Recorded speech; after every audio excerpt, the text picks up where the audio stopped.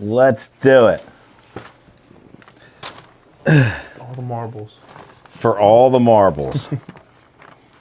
It's been a long time coming. Ladies and gentlemen, Jason Yocom here from Yocom Drywall. Really excited to present to you, finally, the Pro Tip Podcast.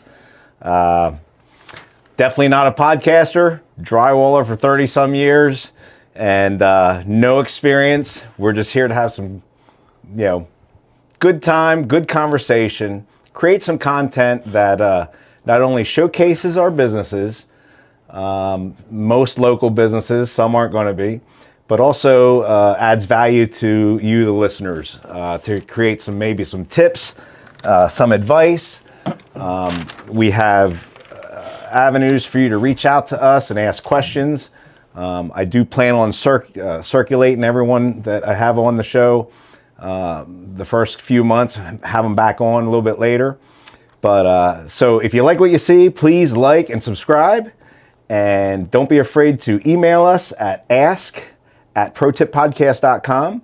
You can check us out on YouTube at youtube.com/@protippodcast. You can go to the Pro Tip Podcast Facebook page and check out everything. So I'm really excited because this is our first episode. Okay, very first episode. I wanted this young guy. I wanted this one to be my very first episode because Ryan and I have been friends for many years. We met through construction, which you'll find out. And I'm just really proud of what he has done in his life. I've seen him kind of grow up, if you will. I've known you since your 20s. Yeah, absolutely. Right? Yeah, since I was 23, 24, probably. 23, 24. Yeah. And let's see. Yeah, it makes me feel old. But I'm going to let him kind of talk about where he came from and what he has put together.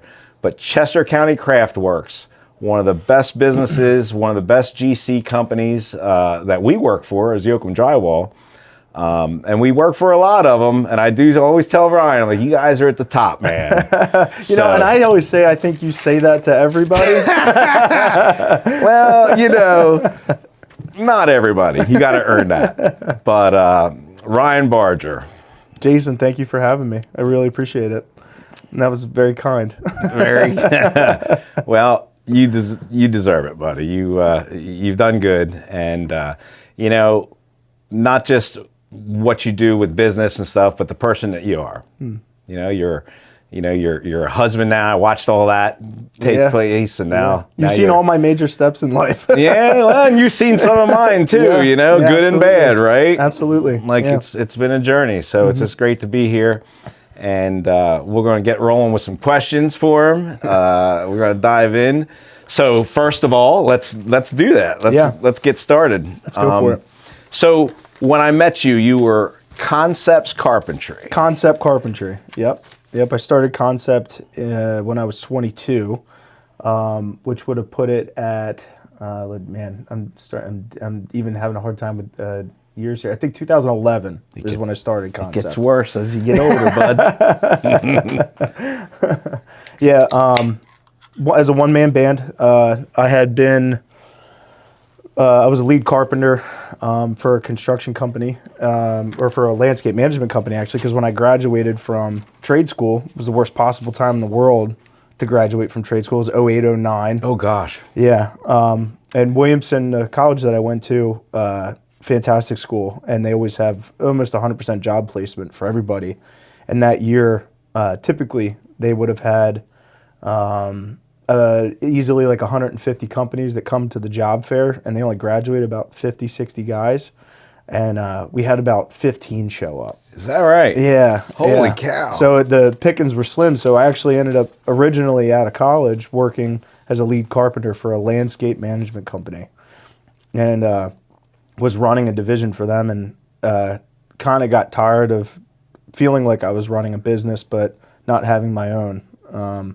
So I had enough side work lined up, and I was very cordial with the person I was working for. I gave him a big heads up, told him I would still work for them and do projects for him. Always try to not burn the bridge, you know. That's a pro tip. Yeah. Don't burn the bridges. The earlier you learn that, the better. But ultimately went out on my own, and it was just myself, a truck, and a trailer, and started with small project and worked my way up, you know. Well, I know the first project we did for you wasn't small. That was a basement in some massive mansion. It was a big basement. Yeah. And almost, you know, overwhelming at the time for me as a kid, trying to know my worth, know what is a proper rate to charge, getting high quality contractors like you. I mean, I think the funny story when I got your number was from a fantastic painter, Jim Badorf. Yeah. And he told me, if you need a drywall, I got a guy. I can't guarantee he's going to work for you because he only works for specific people.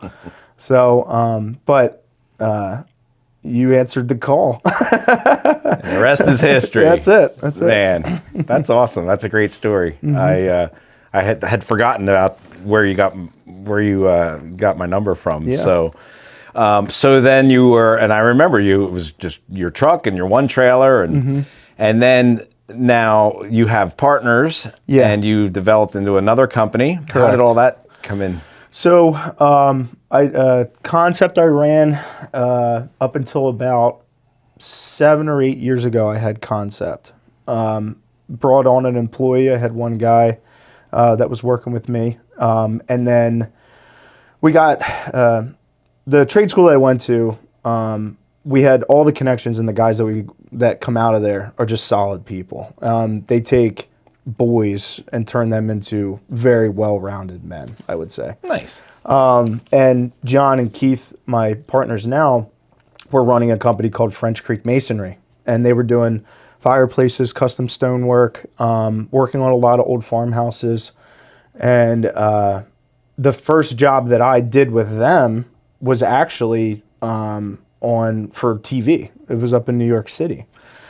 John called me up, and he said, hey, the landscapers on this TV show up here are trying to do all the carpentry, and they don't have any tools. They don't know what they're doing. Landscape. And we need some help. Can you come up? And I said, well, when? He's like, tomorrow. Oh, gosh. And I said, well, what's it for? He's like, well, that's the thing. It's going to be for free because you're going to be on TV, and it's for Vanilla Ice, the Ice My House show. And I was like, yeah, let's do it. I mean, I was young. I didn't have, I had great clients. I told them what had come up, and they were excited for me. They were like, no, go do it.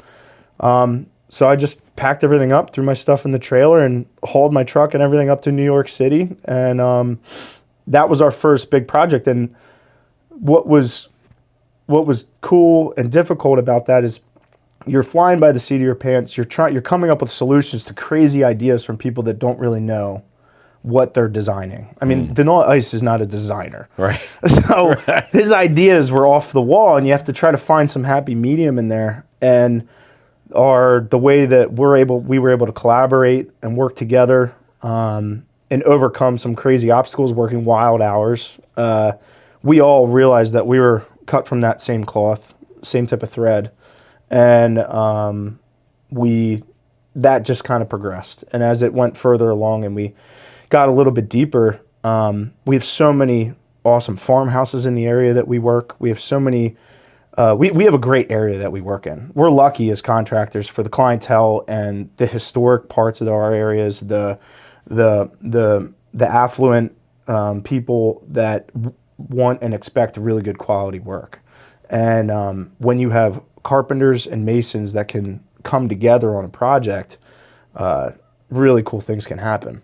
And so I got tired, and I was getting burned out by myself. And to really be able to build a company and to evolve and to be able to give myself enough breathing room to find the right bookkeeper and to be able to take the time to bid larger projects and to be able to establish enough to hire legit 4 or 5 guys, and you got to give yourself that breathing room, and partnering up with John and Keith was a way for us to do that.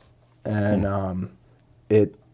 I would never say that it was easy, and I wouldn't say that it's perfect, but we always find ourselves back to center again. And, Nice. businesses and partnerships very rarely succeed. But I think that if you're all starting from that same point and you all have the same mindset and you attack your partnership as if you would attack a tough project, you'll always work through the problems and find your solutions. And that kind of, people always ask us, how could you be partners? Yeah, and I say, well, that's great advice. How could we not? I can think of a few even of friends that I know that partnered up on things, and one thing happened and he said, she said kind of thing. Yeah, yeah. Next thing you know, it's a wedge in the relationship, and I don't see that with you guys at all. Yeah. I see it as a brotherhood. It's kind of how we think about it. Yeah. We've all kind of accepted the idea that we're better together, whether I'm upset with somebody one day or, there's frustration somewhere, just like like I said, like a complicated project. If you have that, if you're humble, you can set your ego aside, you'll always be able to work through those little bumps in the road. Yeah. You know what I mean? And you come out stronger for it. Amen. So I think when you got me on the one TV project, I think that was, you guys were just kind of working together early on, right? Yeah, that was when we had just formed partnership. Yeah, you're right.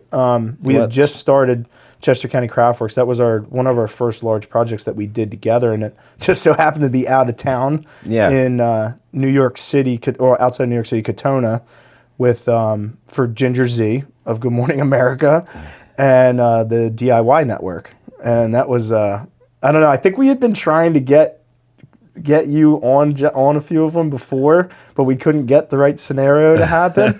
But we were always like, we got to get Jason. He's like, because they love the characters. They love the job site banter. I'm like, well, if you want job site banter, oh man, what's that supposed to mean? We have a great time. I know we do.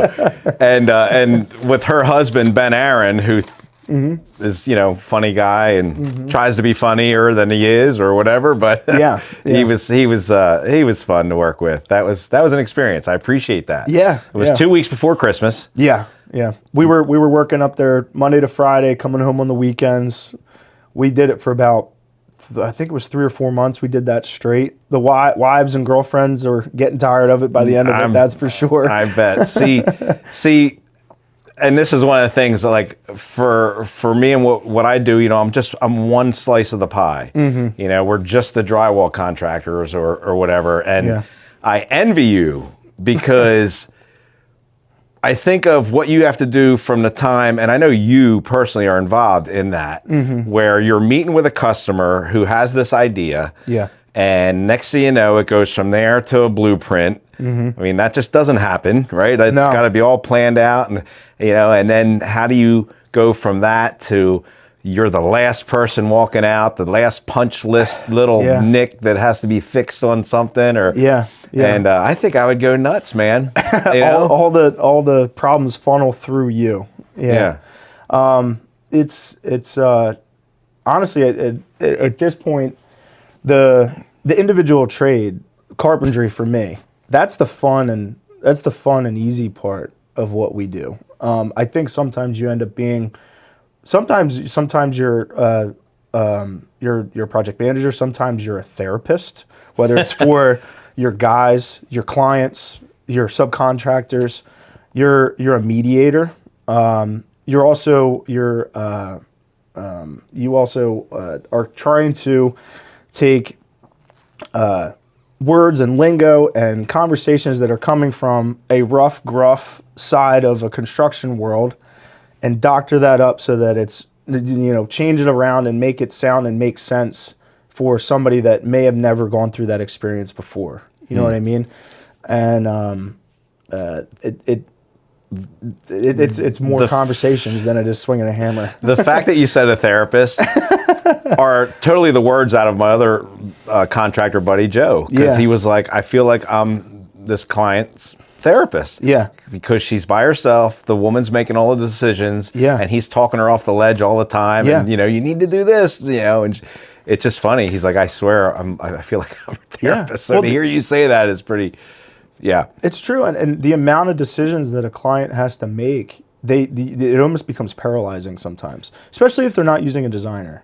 if the budget makes sense or if the project is large enough, right out of the gate, we want to get a designer involved as soon as we possibly can, because I'm not an interior designer. I can give you a great opinion of what I think, but that is a trade and a profession all in itself. And sometimes people start that process and they become really overwhelmed by it. And trying to bring the right person in at the right time, or trying to help mitigate some of that, to help just keep the project moving and getting them in early enough so that we're not having to stop, 3/4 of the way through the project because we're waiting on something that should have been ordered months ago.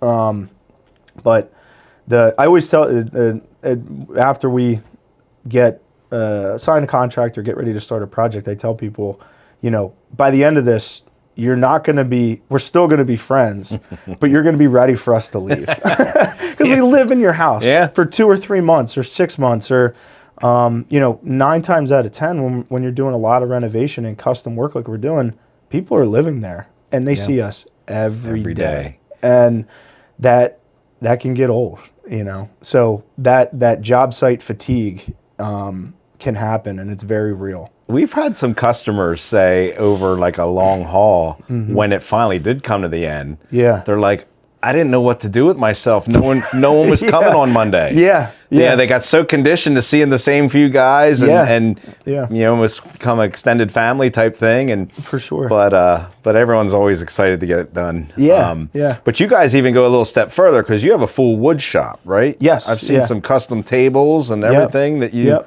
build. Anything unique that you've done recently? I've seen some pictures. Yeah. And I know you have some really cool videos. I saw a couple videos on some of the projects that you've done recently, and what we're going to do is we're going to post those videos in the comment section of this video. So people can see them, and maybe some still shots or whatever, some of your woodwork and stuff. But does anything stick out? I love the little, when somebody comes to us with something creative and they want to find a way to make. We had a small kitchen a little while ago. It's just fantastic client, really sweet woman. And her husband had passed. And he was into woodworking. And when we first started she started with us doing a few things here, a few things there. We made this cool custom gate for her garden entrance that she just had redone.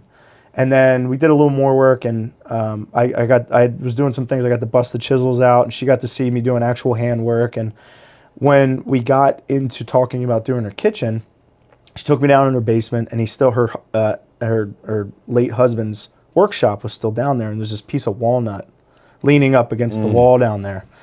And she said that he had planned on building a table out of that piece for the longest time, but he just never got to it.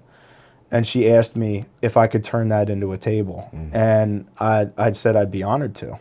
That was that. That's cool. And it really meant a lot. Just a piece of wood leaning in the corner meant all the world to her. And I said, I'm probably gonna have to get a few more pieces, but what do you want to do with it? And the kitchen was really tight, so she wanted. Remember the old leaf tables that they could flip the sides up, or the cafe tables? She wanted something along those lines, and so it ended up turning into this like transformer table that could go into like 3 or 4 different positions.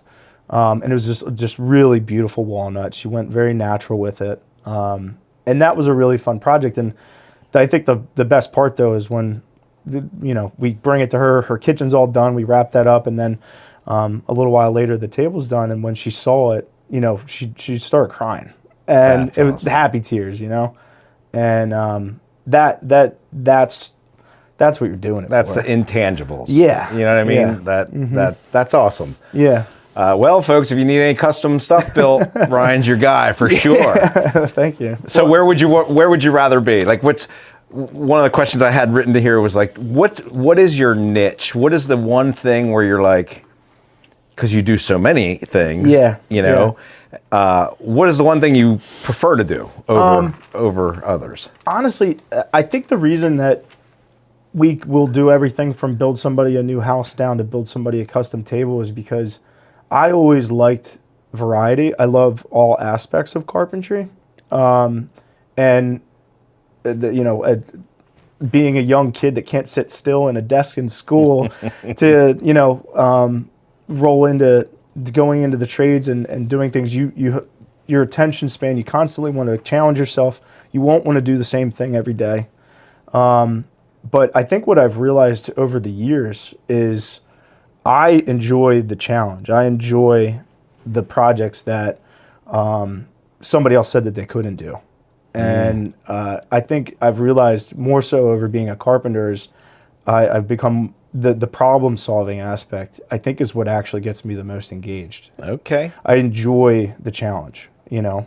So if I was just building tables every day, I wouldn't be happy. Because it's that spark, that little touch that you got to put on something yourself is kind of what I enjoy. Yeah.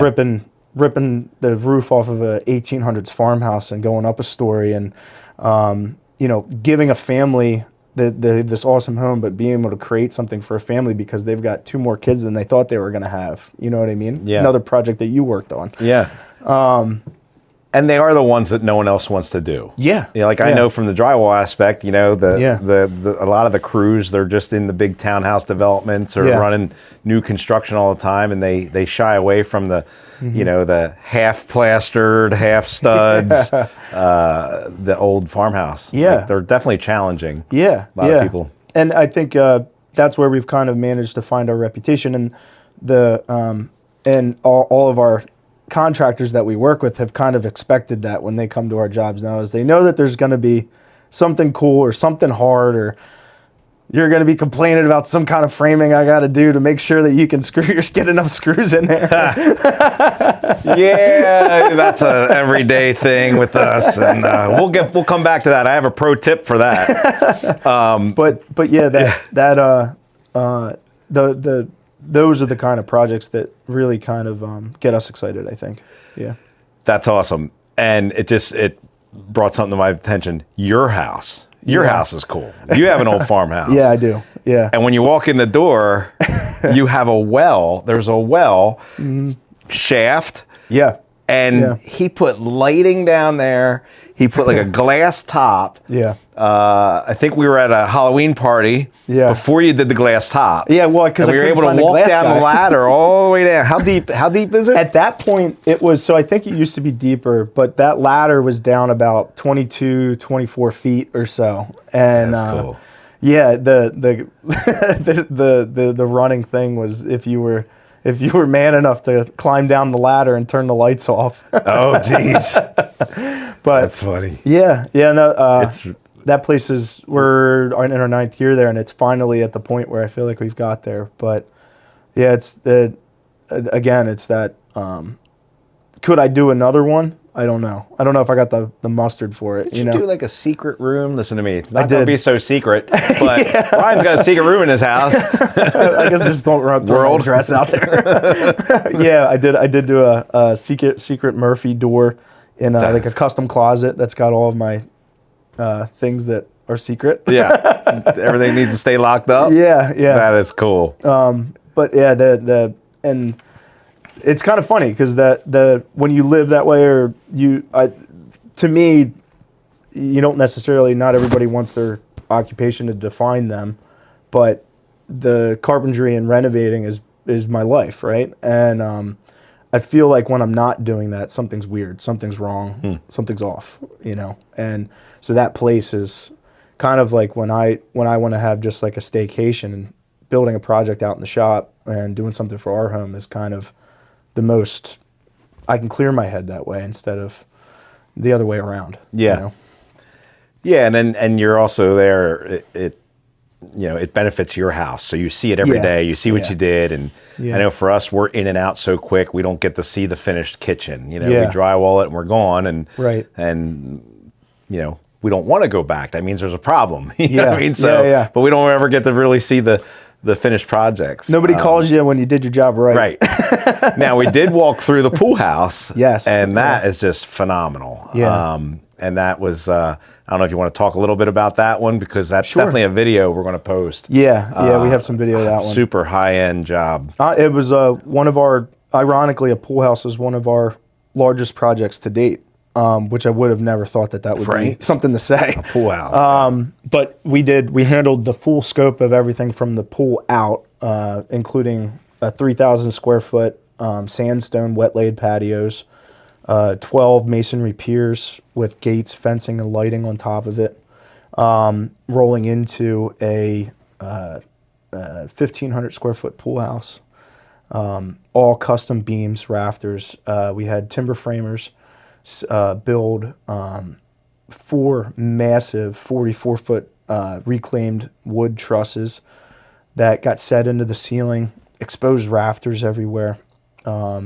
Folks, it is absolutely gorgeous. Yeah. And there's an inside kitchen and an outside kitchen. Yeah, there's an indoor and an outdoor kitchen. Because, you know, you got to have one right outside the door near the pool because you can't go inside. Wait till you see the videos. It's awesome. Yeah, but that was a fun project. And also tested when you take on something large like that, because our company is still fairly young. I mean, we're going on our 8th year now as Craftworks.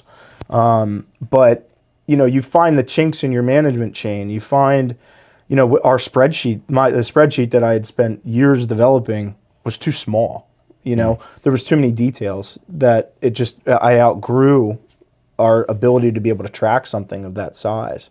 There was just so many details. And basically, then you got the late nights again, the reworking of everything. You come out seeing where your weaknesses are and only being stronger from there, you know, and also having those weaknesses and having to work through it, but the client not feeling a hiccup as they're going through, you know, not showing that you're having to adapt, and so that they still feel comfortable and have confidence in everything, you know. So now it's just by doing something, and when you say pool house, it doesn't sound like the project should be that big, but it was more or less the cost of a really nice house, really nice house. Yeah. But now we've evolved and grown even larger from a management standpoint, you know. Yeah. So awesome.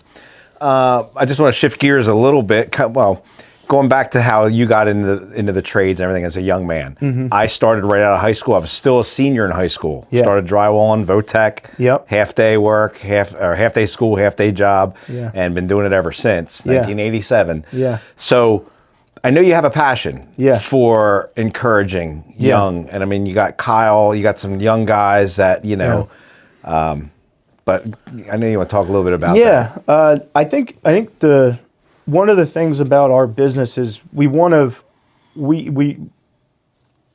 builders, but we don't really love that word. We always want to stay anchored in the trades.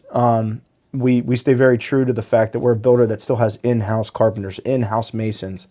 And something that comes along with that, especially with fewer and fewer people in the trades, is developing younger people to actually come in and come up into your business, because we can only do it for so long. And if there's one thing that we've realized, and I realized at a young age, is that you need to surround yourself with great people, and you need to build it as you go, you know. And so heavily involved with the vocational school in Phoenixville. I'm on their advisory committee there. Okay. Our Williamson Trade School, John and Keith are on their masonry program. I used to be on the carpentry one. It just kind of started to get a little bit too much. But we try to take in as many apprentices as we can, and so we co-op with the Votechs to try to bring guys in. So Kyle, one of my best guys, he's turning into a phenomenal carpenter. He is a phenomenal carpenter. Yeah. But he's eager, he's hungry, he has that same mindset that I feel like I had at his age. And the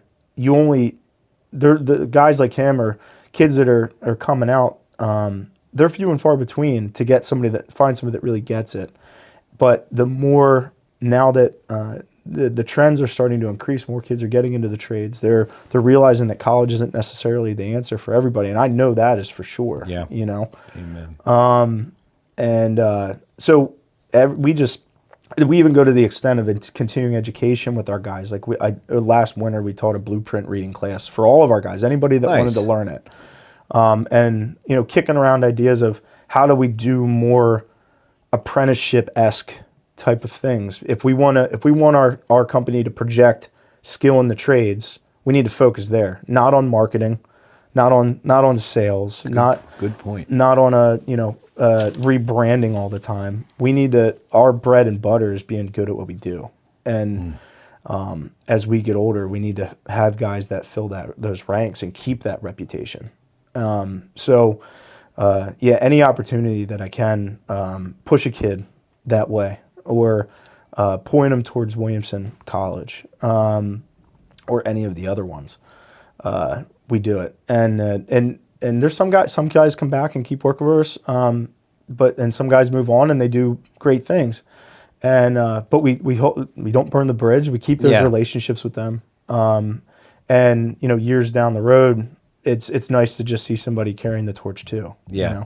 So. I know it's a fear for a lot of guys, where, like, hey, got a guy, he's great, and he worked with you 2-3 years, he got really good, and then he goes off on his own. But then he finds out how hard it really is. And sometimes they come back, and sometimes they flourish in their own business. Do you see that at all, as far as I have a little bit. Man, we trained him up 5 years, and now he's like, I can do better. I want to be in my own business. I couldn't work for someone else. You were the same way. It was embedded in us. That's true.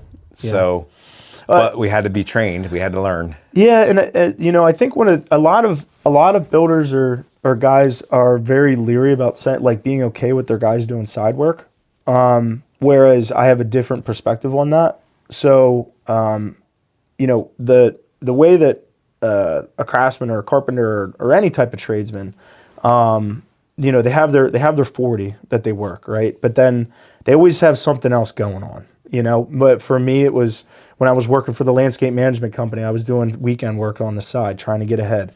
Then it turned into I had a house, so I was building a house on the weekends, But with our guys, I actually encourage them doing side work. One, because I want to see them do well. I want to see them be able to make extra money where they can. But I say you can use our truck, you can use the tools that are in it. If I need you, I need you, and you might, if we got to work a Saturday here or there, it is what it is. But that experience. Having to problem solve, having to work with clients, and giving people the freedom to do that, but still have that strong base with us, I think is a better. To me, it works out better because they get the feeling of what the other side of the fence is like. They realize how much you have to do on that side. You realize how much you don't get to put your tool pouch on. And I actually feel that stifling that is a bad idea. I think supporting that and letting people do that is a good thing. That's a great perspective, because that's not the answer I expect to hear. Like people are like, that's our truck. You leave it at home. Unless you're coming to our job. That's awesome. And we always give guys, once you get to a certain size project, that's not something that's side work anymore. So. If our guys refer work to us, the pool house project, that turned out to be one of the coolest projects we've done so far. And our young guy Kyle was the one that ended up pulling the referral for that, because he had a friend who worked as a property management person for that client, and they said, "Hey, we're looking for a new contractor. Does anybody know anybody?" And he said, "Well, my buddy Kyle works for this company. They do really nice work. I think you should check them out." Kyle got a bonus, That is awesome. because he brought that work to us, Word of mouth, man. So right? Even if he's doing a side job for a friend somewhere, our truck's still sitting out in the driveway, and one of our top carpenters is there, And if they're turning out beautiful work like that on the weekends as side work, what do you think the rest of it looks like? So that's a great perspective. I'm learning myself. I want to put a plug in when you're talking about the youth and everything. I have a friend who's going to be on an episode down the road, Christine Kreischer. Dear friends for years. And she's been working with the Emerging Entrepreneur Academy. Okay. And it's done at Penn State. I don't know too much about it. I'm learning a little bit more, but it's kids, 10th, 11th, and 12th grade. Yeah. And they literally have to they literally learn how to run a business. They actually come up with a business plan. They almost do like a Shark Tank situation. Yeah. And then I guess there's like coaching and mentoring. That's what kind of where she's a part of. Yeah. But definitely something to look into to maybe find some people that now these are all wanting to be business owners. Yeah. But just talking to her a little while back, the changes that she sees in some of these young kids and how brilliant they are and what the ideas and what they can come up with for a business plan, and then they present it. Yeah. And then for her, she said, a couple of them are already graduated. Now they're flourishing in their own business. They're doing wonderful. So I just want to put a plug out to that because that's awesome it'll be a great place to maybe find some good people to work with there. Well, and I'd always, encouraging all the kids to get into it, but we are always looking for young people. And to me, it's not about how much experience they have. It's about their willingness to want to learn. Yeah. And also the willingness to realize that it's going to take a while and you're not going to know everything. I still learn stuff every day. My guys teach me stuff every day. I think one thing that we try to push is, something inevitably is going to get screwed up. There's always going to be something that happens. And it's not about who screwed it up. It's what are we going to do to fix it and how are we going to move forward? Yeah. What does everybody think? I don't want to hear what happened. I want to hear what you guys think the solution is. So don't call me without a solution, even if it's the wrong one or one that there might be a different solution. But to, just more or less don't pretend like you're the smartest person in the room and listen to everybody around you. I mean, how many times have I asked you how you want to drywall it? Now, I don't tell you how you're going to drywall, because that's you. You're the professional at that. So I think being young guys coming in, anybody that's willing to be humble enough to realize that it's hard. And there's going to be a lot of times where you screw up and it's going to take a while to really get it. But once you get it, it feels like something. That is good stuff, man. So we are the Pro Tip Podcast. Let's move into, and I keep dropping the papers. Let's move into some pro tips. Yeah, okay. I know we've been putting, a few out here and there, but so what would you say to a young couple that's looking to maybe do a pretty sizable project, or maybe even a small bathroom or some remodel or an addition or finish their basement or there's a lot to that. Yeah, you're right. It's really it's not surprising, but the amount of people just generally don't know where to start. You know what I mean? That they call you up and they could be looking to put an addition off the back of the house or do their kitchen or do their bathroom, and right out of the gate, do you have a plan? Have you talked to any designers yet? Do you have a sketch on a napkin? Do you have something to start with? Yeah. Do you have a style that you like? And I think a client or a homeowner can get a plan together, a rough plan together prior to even starting to interview contractors. But the next step after getting a plan or having some direction is really feeling out the people that you're going to talk to. You have to decide where you are on your budget too. Contracting is one of those you don't have to be the most expensive guy, but you get what you pay for. Experience, skill, ease of project construction, peace of mind. So I really feel like it's important for people to find a contractor that fits with their personality. Some people like somebody that's upfront, honest, tells it the way that it is. Other people want to be catered to a little bit more, or the way that somebody explains something to them needs to click for them. A good contractor should be able to tailor that to the type of clients that they are. It's our job to kind of present it in a way that makes sense to them. But I think the most important thing is find somebody that you trust and you feel comfortable with. Is more important than necessarily the number. You know what I mean? Now, if it's egregious, that's a different story. But you got 2 or 3 people coming in and around the same pricing. Yeah. I think it's important to pick the person that you feel the most comfortable with and you trust the most, not necessarily how much advertising they have, how young or how old they are. Yeah. You know. And I think clicking, with the person definitely has something to do with it. Yeah. Because people ask me all the time, like, hey, do you know a good, contractor or whatever? Mm-hmm. And I have so many of you guys to pick. Right. You know what I mean? Because we drywall for, over a dozen contractors. Yeah. But it depends on who's asking me. Yeah. I always have that, like, I don't think Ryan would be the one. I think they would, just personality. Yeah. I try. That's how I go. And I think maybe that might even have something to do with it. I mean, it doesn't mean the other contractors aren't good guys, but if, you gotta. This person would be a good fit for this or this. Yeah, I agree with that. Because some people are pretty hard to deal with. Yeah. Well, and also. We've had some clients that are. People, I mean, everybody comes in contact with difficult people. Yeah. Everybody knows what that feels like. And also, from a pro tip for a young contractor looking to get into the trades, you also have to interview your client too. Good point. And experience kind of helps with this, but I think that you know whether or not you're going to mesh well with somebody. Now you may not have, you may be just getting started, you may be strapped for work, and you may just want to make it happen. And sometimes, the first couple of years you can't say no.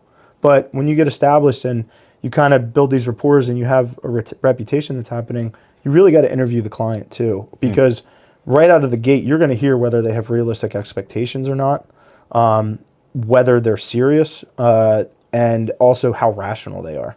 Because if somebody can't really understand rationally why you can or can't do something in a construction project, it's up to you to explain it. But if they can't accept it, it might not be a good fit,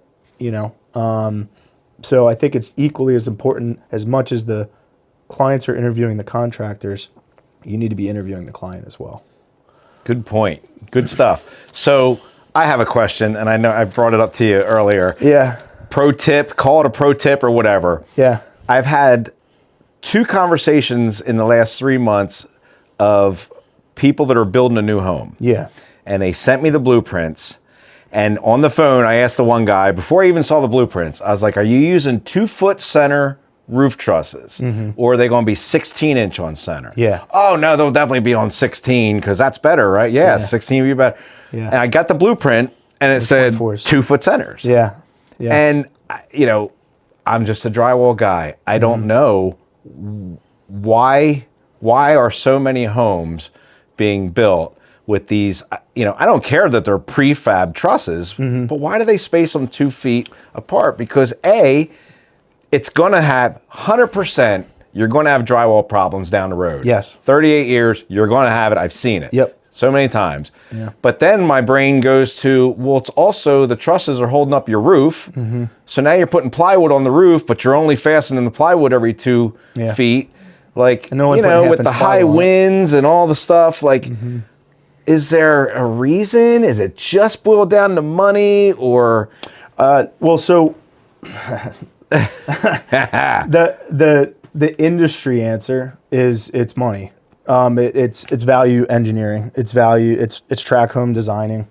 That's that's a world that we try to stay out of. Yeah. You've been on we frame a lot of our own projects. Usually, when I talk to our suppliers, I will tell them that I want the truss company to design it on 16-inch centers. It's going to be a little bit more. If we're trussing it, I think we truss maybe 10% of what we frame. We like stick framing roofs. Yeah. We're traditional carpenters. But if we are trussing something to value engineer, I still always want to recommend to go 16-inch centers. But it's pretty easy for somebody to explain to a client where I could save you a couple $1,000s if we go to 24-inch centers. Again, interviewing your client a little bit. If you're doing an addition or something, or a new home build, houses are expensive. I mean, you're hard pressed to build a house for less than $650,000 this year, and that's getting you in the door. You know, there's a lot of companies that could build stuff for cheaper, but that's what you're getting. You know, but the 24-inch centers is mainly a money thing. Yeah, I would say. And then a lot of the architects say, well, just use 5/8 fire code drywall. Yeah. Which is like 40 pounds a sheet heavier. You know, which blows my mind. Why would you put something that heavy with so few structures? You know, it's it's more weight. You're getting sagging. Right. Yeah. So anyway, that was a question, and I think I'm going to ask everybody that I interview. I want to ask the same question to these guys, and because some people just I don't know, they don't get it. Yeah. Like this guy went back to this particular person that I'm talking about. Went back to his architect. I had to talk to him. Yeah. I never met this guy. I was on the phone. I'm like, look, buddy, I'm talking to you as a friend. Yeah. Yeah. You know, like your house is going to have problems if you don't. Yeah. Yeah. He's like, you don't have to say another word. I'm going to go back to my architect. We're going to draw up new plans.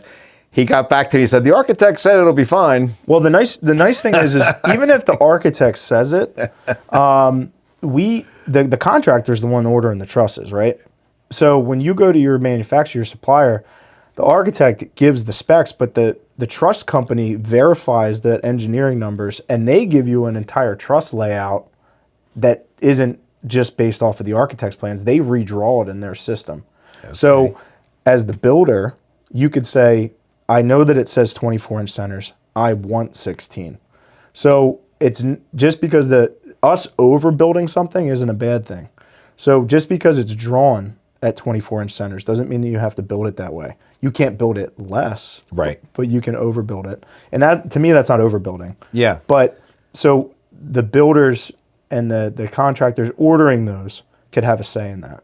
So I mean, in the grand scheme of things, if your house is whatever 70 feet, and you're squeezing them in, like I'm talking extra 8 trusses, handful of trusses, right? It's not a big deal. It blows my mind. Labor-wise, it's nothing. I mean, you see how quick you could swing trusses in. So just the extra material in the grand scheme of things, you're right. It's most of our repair works on the second floor homes and the 2-foot centers. Yep.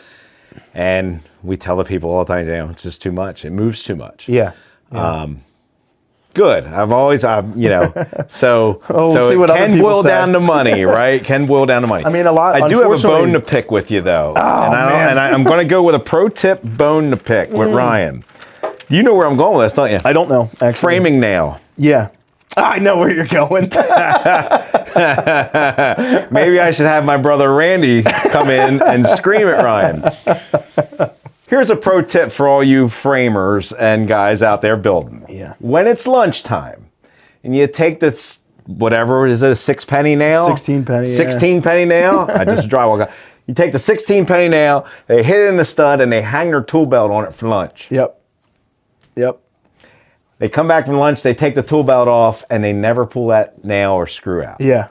So, and it stays there for weeks and weeks and whatever. It gets air hoses on it, it gets cords on it, it gets everything hung on it. Okay. Yeah. Mm-hmm. And they don't remove them. Yeah. And then come the drywall guys. Yeah. And we come in and we grab a 16-foot sheet and we move around, we go up, and the nail rips the skin off our arm. Yeah. Or almost takes our eye off. Like it could really be, I don't think we've yelled at you quite a few times, and every job, even the pool house, I can't be there. I had to bring it up. I can't be there every minute. That's true.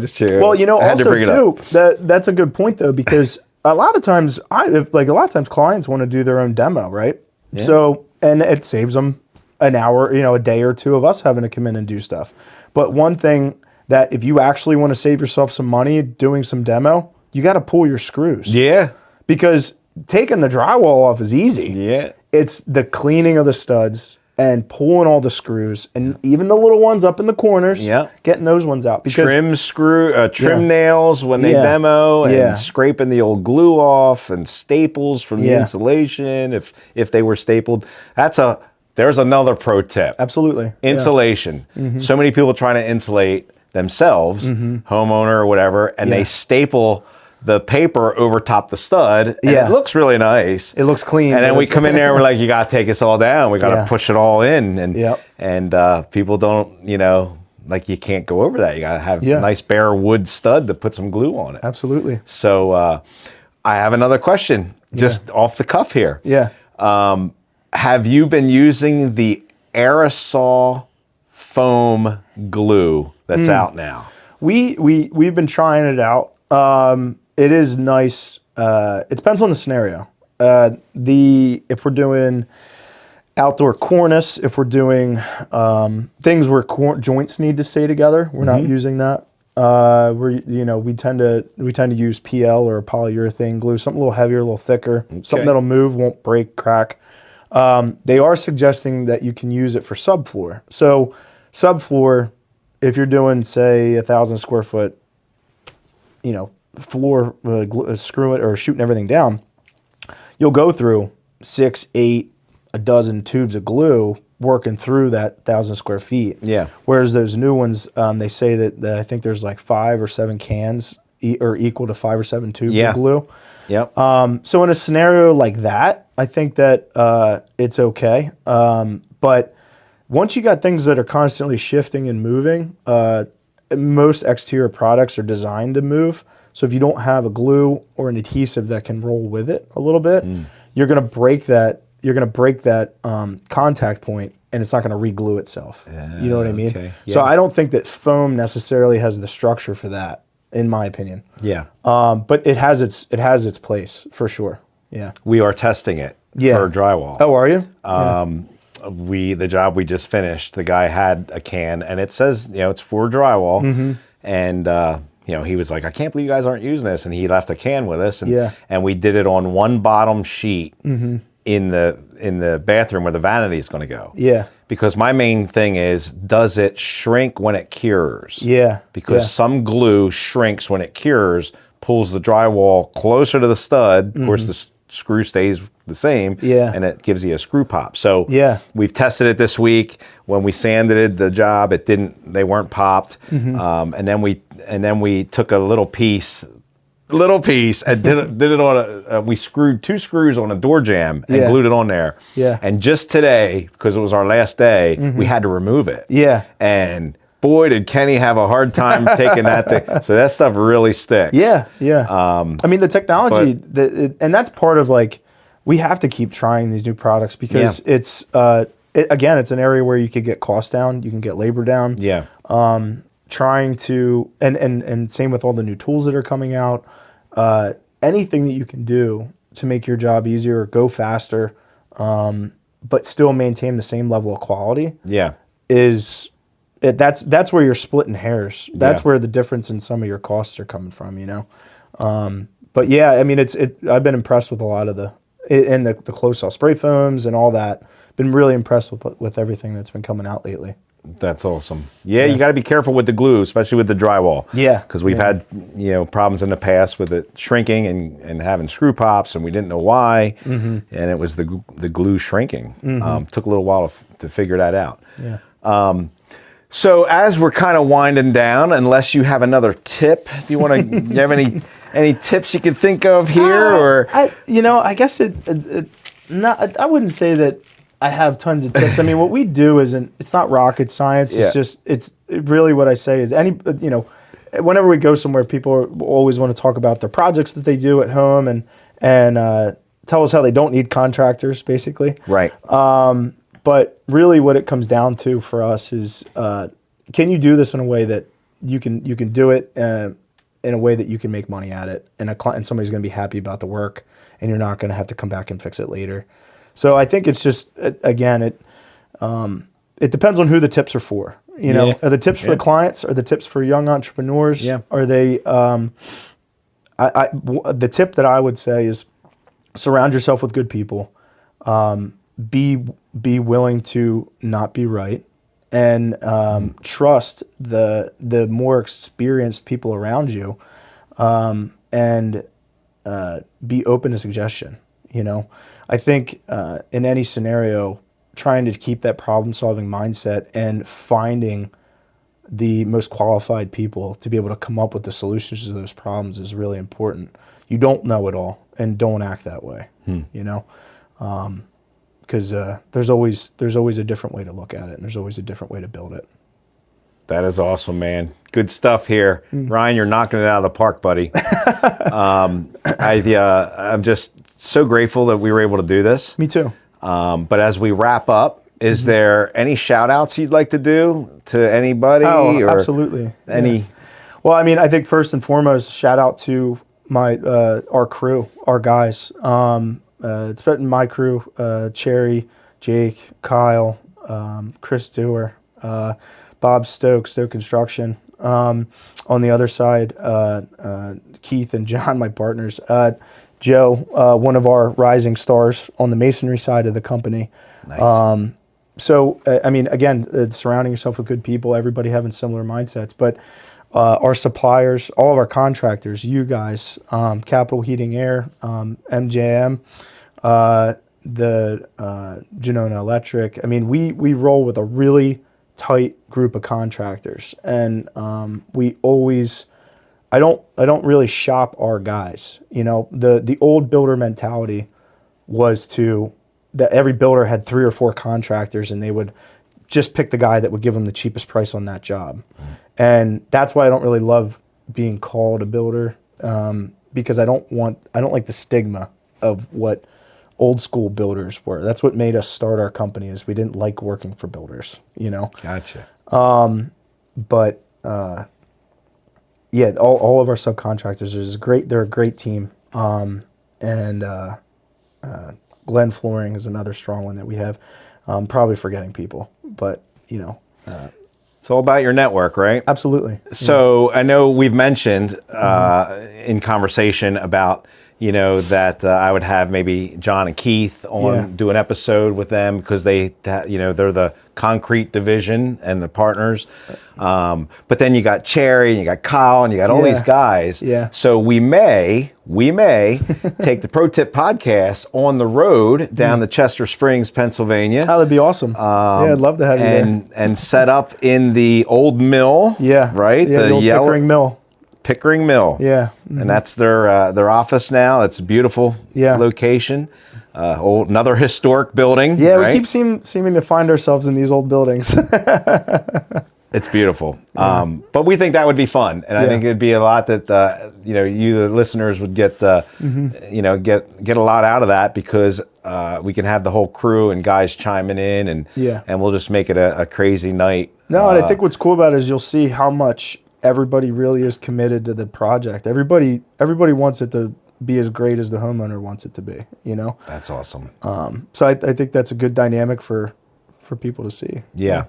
I know my saying is, if you're shortcutting or whatever, no one wins. No. You know what I mean? So if I miss something, it's not intentional, because if there's a flaw later from it, you know, there's no winner from it. You know, we got to fix it. It's got to be painted again. You know, it's just, it's a bad thing all the way around. So you try and do it right the first time. Yeah. But that's awesome. So you're on social media. How can viewers get a hold of Ryan Barger and Chester County Craftworks? Yeah. Although you will see him again, and we're going to put all this stuff in the comments under the video, along with attaching some videos of the projects and stuff. Yeah. Well, the easiest way to get a hold of us is on our website, chestcocraftworks.com. We're on. We have an Instagram account. We have a Facebook account. We did just revamp a whole bunch of things. So as you're building content, we're adding content. I think we're going to be posting some YouTube stuff as well, just kind of showing intricacies of some of the projects that we work on. Maybe things that are not necessarily entry level stuff, but maybe showing what kind of separates us a little bit. Explaining some of the conundrums that we find ourselves in. We don't have a ton of marketing out there. We do a lot of word of mouth. We get a lot of referrals. So our website's probably the best place to find us. Awesome. Yeah. And I'll be linking as well through the Yocom Drywall Facebook page, the Pro Tip Podcast Facebook page. But that wraps it up for us. We had fun. I had a blast. This is great. What a way to start. You know, again, I'm not a podcaster. This is just something we want to do for fun, and hopefully people get a lot out of it. Yeah. So please like and subscribe and share our videos. We have a lot more episodes to come. Great lineup. We got chiropractors. We got race car drivers possibly coming in. We got a bunch of people that I've in the lineup that I think you're going to really, really enjoy. Well, and can I maybe not quite the quality of Ryan Barger here, That's but not true. Well, and I just want to one thing I want to do. I didn't want to come empty-handed. It's nothing crazy, but I wanted to give you this. This is our patriotic special edition Yeti mug with Chester County Craftworks on it. Oh my gosh, dude, this is awesome. We're excited to see what you do with it. I'm very honored to have been the first person to do this, and flattered. So Awesome. Thank you. Well, thank you. Yeah. Yeah, man. Got the flag on there. Yeah.